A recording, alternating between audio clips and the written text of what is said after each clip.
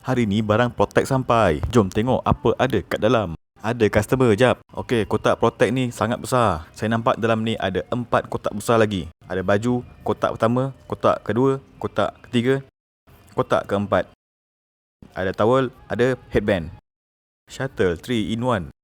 Wow, ada raket yang asing. Jom tengok, kita review raket yang satu ni dulu. Inilah dia, Protect Petal X Attack. Yang kaki smash boleh cari yang ini. Teknologi T-Curate dalam bahagian T-joint racket ni membuatkan rasa frame lebih stabil, tak goyang-goyang dan senang nak kontrol. Ada dua variasi berat iaitu 3U dan 4U. Yang ini adalah model 4U. Frame Aeroforce, frame lebih solid. Ini frame speed dan power pun ada. Grommet system 76 hole. Special grommet ada juga, dia panjang punya macam ini. Bentuk frame oval. Teknologi Proactive Foam Frame menyerap vibration.